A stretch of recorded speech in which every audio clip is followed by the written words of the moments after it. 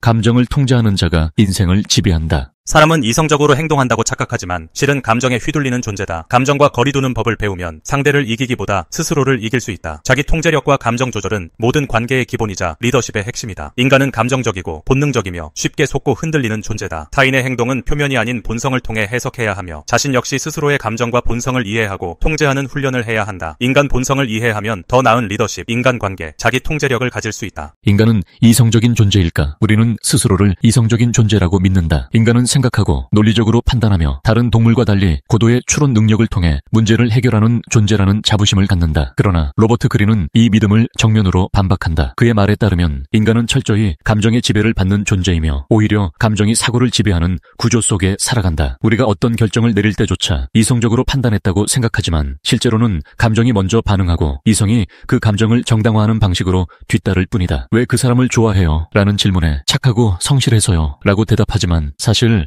그 호감은 처음 본 순간의 인상이나 분위기에서 비롯된 감정일 가능성이 높다. 이처럼 감정은 우리 삶의 전면에 있으며 대부분의 결정과 행동은 그 감정의 영향을 받고 있다. 감정의 본질은 빠르고 무의식적이다. 감정의 무서운 점은 이성이 작동하기 전에 먼저 반응한다는 데 있다. 누군가 무례하게 말할 때 우리는 이미 분노를 느끼고 있으며 상황이 불안할 때는 몸이 경직되고 심장이 뛰기 시작한다. 이 모든 반응은 논리적인 판단이 개입하기도 전에 일어난다. 문제는 우리가 이러한 감정적 반응을 생각해서 내린 판단이라고 착각한다는 것이다. 그래서 사람들은 자신이 감정적이지 않다고 믿으며 오히려 타인을 감정적이라고 탓하기도 한다. 자신은 냉정하고 이성적인 줄 알지만 실제로는 감정에 휘둘리고 있다는 사실조차 인식하지 못하는 경우가 대부분이다. 감정은 전염된다. 집단 속에서 더욱 강해진다. 로버트 그린은 감정을 사회적 감염이라 표현한다. 감정은 말보다 빠르게 전염된다. 특히 불안, 분노, 공포와 같은 부정적인 감정은 긍정적인 감정보다 훨씬 강력하게 퍼진다. 예를 들어 뉴스에서 연일 불안한 경제 전망을 보도하면 사람들은 실제로 경제 상황이 그리 나쁘지 않아도 지출을 줄이고 투자에 신중해진다. 직장에서 누군가 짜증을 내기 시작하면 그 분위기는 순식간에 사무실 전체로 번진다. 가족 중 누군가 감정이 예민해지면 나머지도 조심스럽고 불안해진다. 우리는 이런 감정의 파동 속에 살고 있다. 이 감정의 전염성은 집단 속에서 더욱 강력하게 작용한다. 군중 속에서는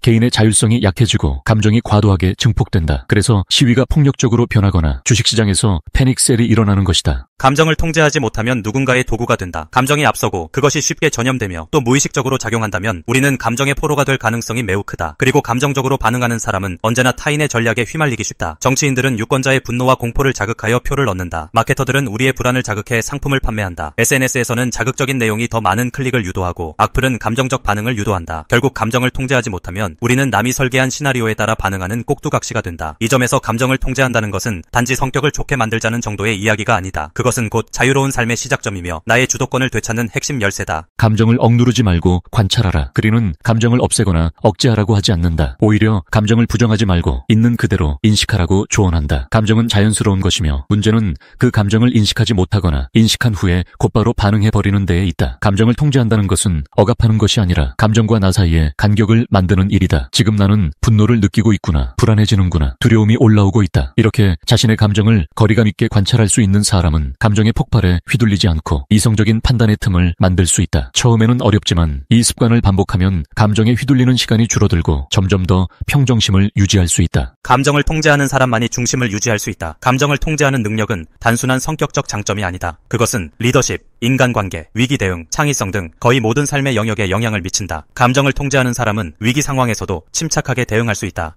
감정을 읽을 수 있는 사람은 타인의 동기를 꿰뚫을 수 있다.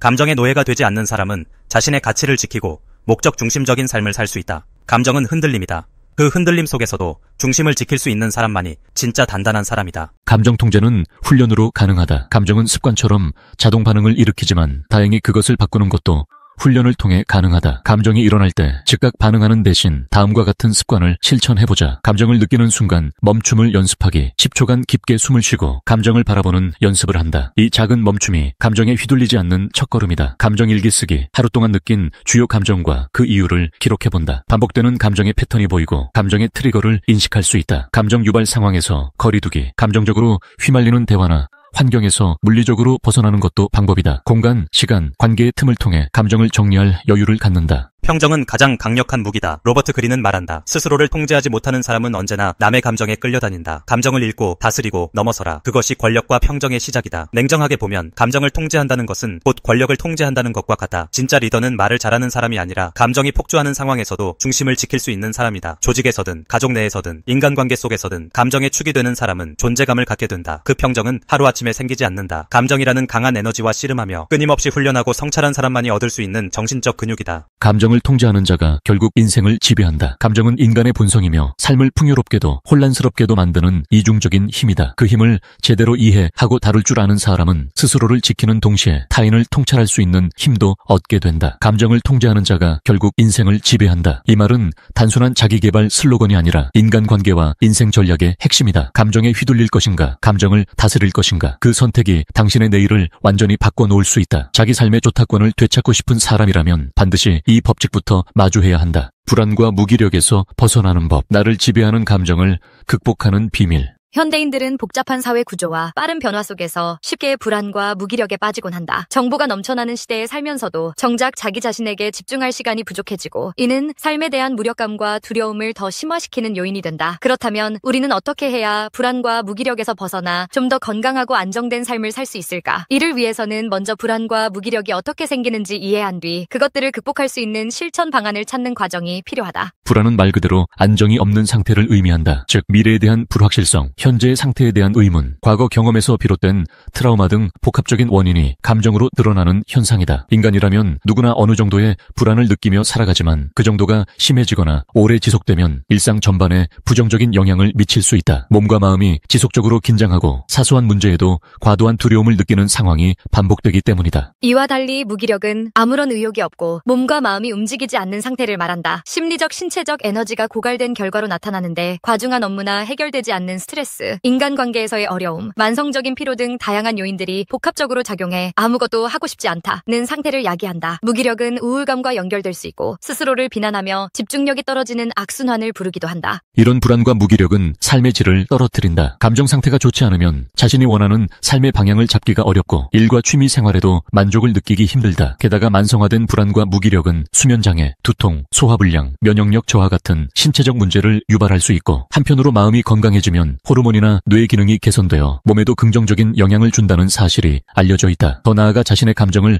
적절히 다뤄야만 자아 실현과 성장을 이룰 수 있다는 점에서 불안과 무기력을 극복하려는 노력은 개인적 차원에서 매우 중요하다. 그렇다면 불안과 무기력을 극복하기 위해 가장 먼저 시도해야 할 일은 감정을 있는 그대로 인정하는 태도를 갖추는 것이다. 내가 불안하고 무기력을 느낀다 라는 사실을 스스로 부정하거나 억압하기보다는 그 감정이 왜 생겨났는지를 이해하고 수용하는 것이 첫걸음이다. 이를 위해 감정일기를 써보는 방법이 유용한데 지금 무엇 때문에 불안한가, 왜 무기력을 느끼는가 하는 식으로 질문을 던지고 그날그날의 감정을 글로 표현하면 막연했던 감정을 보다 명료하고 객관적으로 바라볼 수 있다. 또한 무기력을 개선하기 위해서는 작은 목표부터 실천하는 습관이 필요하다. 한꺼번에 큰 변화를 이루려 하기보다는 10분 일찍 일어나기나 하루에 물 2리터 마시기처럼 작고 단순한 일을 먼저 시작해보면 좋다. 이런 작은 습관을 달성할 때마다 캘린더나 체크리스트에 표시해두고 스스로 이뤄냈다는 사실을 눈으로 확인하면 서서히 무기력을 떨칠 에너지가 생긴다. 동시에 불안이 올라올 때는 몸과 마음이 함께 긴장하게 마련이므로 의식적으로 긴장을 풀어주는 연습을 하는 것이 도움이 된다. 예를 들면 4초 들이마시고 4초 멈춘 뒤 4초 내쉬는 복식호흡, 짧게라도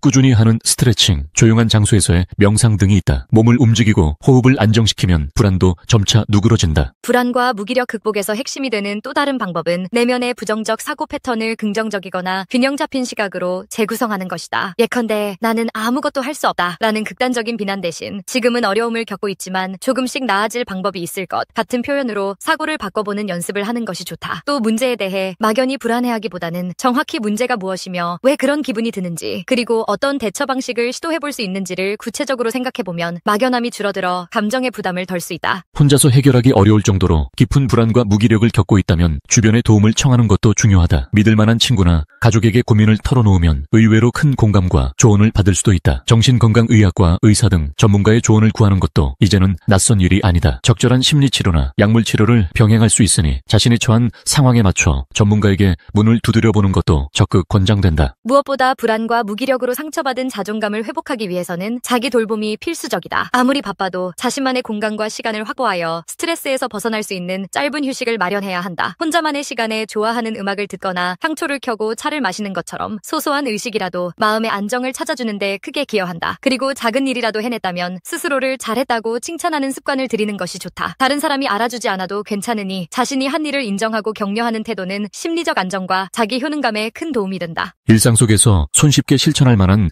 구체적 방법으로는 먼저 감정 다이어리를 작성해보는 것을 들 수 있다. 아침이나 저녁에 간단히 그날의 기분을 적고 어떤 순간에 불안과 무기력이 두드러졌는지 기록해두면 자신이 언제 어떤 상황에서 힘들어하는지를 파악하기 쉬워진다. 다음으로 부담 없는 취미 활동을 찾아보는 것도 좋다. 보통 무기력을 느끼면 잘해야 한다는 압박감 때문에 아무것도 하지 못하는 경우가 많은데 잘하지 않아도 괜찮고 단순히 즐길 수 있는 활동을 찾으면 정신에 생기가 돌아온다. 잠자리에 들기 전 하루를 돌아보며 잘한 점 3가지와 내일 해보고 싶은 작은 목표 1가지를 적어보는 습관도 소소하지만 효과적이다. 사소한 것이라도 성취감을 쌓고 다음날에 대한 가벼운 계획을 세우는 과정을 반복하면 어느새 삶의 에너지가 조금씩 회복될 수 있다. 더불어 언어 습관도 중요한데 나는 역시 안 돼 같은 부정적 표현 대신 이번에는 실수했지만 배운 점이 있으니 다음에는 더 잘할 수 있어 처럼 긍정적이거나 중립적인 표현을 사용하면 사고 패턴 역시 긍정적으로 변한다. 규칙적인 수면, 균형 잡힌 식사, 적당한 운동 등 건강한 생활 습관을 유지하는 것도 기본 중의 기본이다. 특히 수면의 질을 높이려면 자기 전 스마트폰이나 강한 빛, 과도한 정보 노출을 피하는 것이 좋다. 휴일에도 기상 시간을 크게 바꾸지 않고 과음과식을 자제하면 불안과 무기력에 빠질 가능성을 줄일 수 있다. 불안과 무기력은 하루아침에 사라지지 않을 수 있고 노력이 금방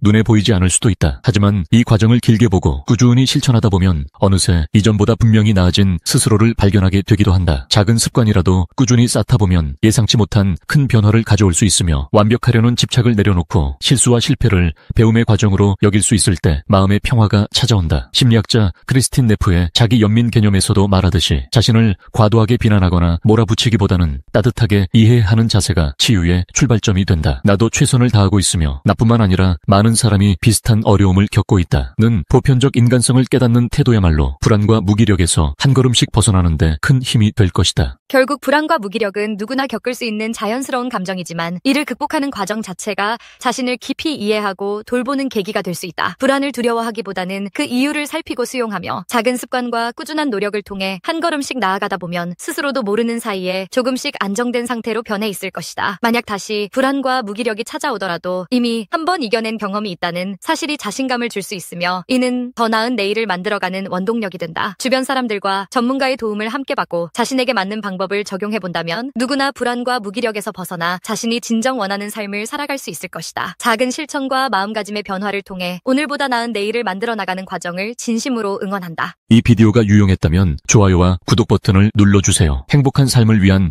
더 많은 팁을 공유할 테니 계속해서 성필원 채널을 검색해주세요. 감사합니다.